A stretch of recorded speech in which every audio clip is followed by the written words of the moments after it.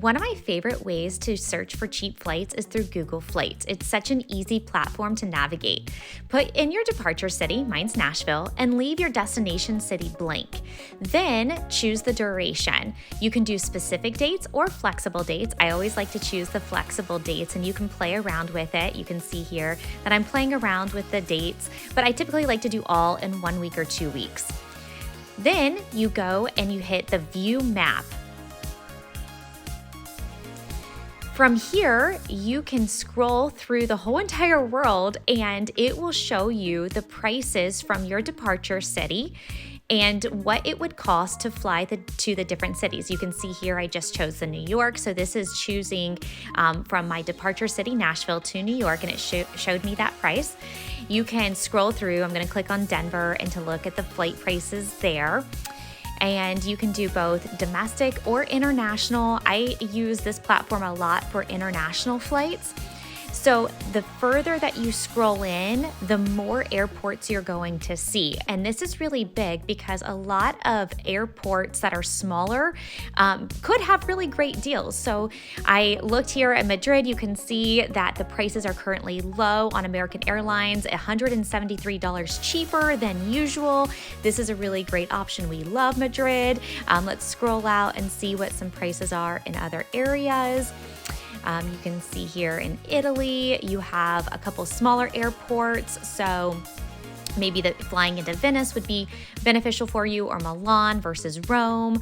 Here, Milan is $231 cheaper than usual. So that might be a really great option. This is really, really great if you have some vacation time and you have some money to spend, but you don't know where to go. So just open up Google Flights and play around with all of the settings. I found a really great price for Nice, France, over the summer that was a steal of a deal. So just by doing this, just by playing around with it. So you can see here, I'm just playing around with the whole world. And here at the top, you can see where it has the dates. Because you chose the flexible dates, it will put in the cheapest time frame for you to travel to that destination. Here in Paris, January 12th through January 28th. Now, if you pick a different city, those dates could change. So this is the flexible date option. If you need specific dates, you can come in here and of course put your specific dates in. I'm just gonna select a random date for you just to see how you can do this with your specific dates. Maybe you're working around spring break or a vacation set time frame.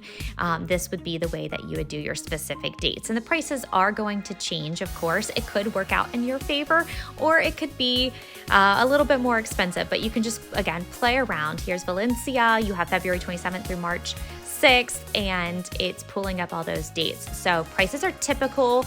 So I probably wouldn't choose that location for this time frame. I'm always looking for places that the prices are super cheap or less than normal, right?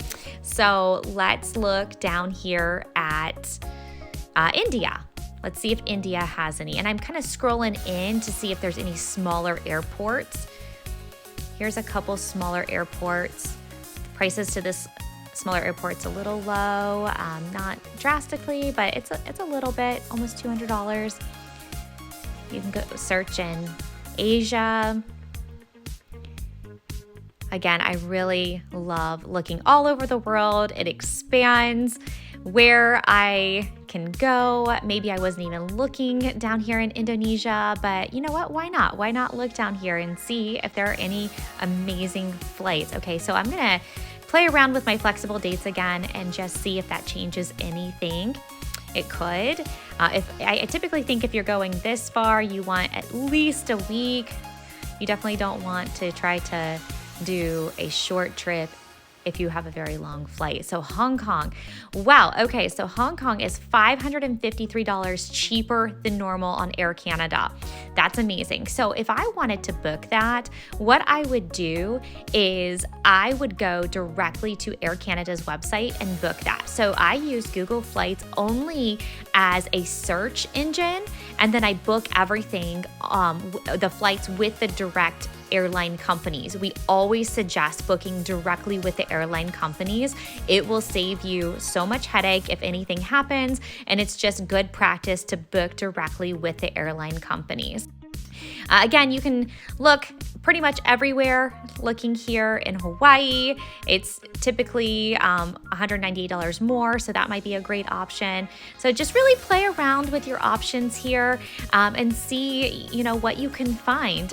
It's a really fun way to spend an hour and seeing where you could potentially go on vacation if you're open to the flights dictating where you go instead of you picking the location and then trying to find a good flight there. So happy exploring, and I wish you guys the best of luck. Bye.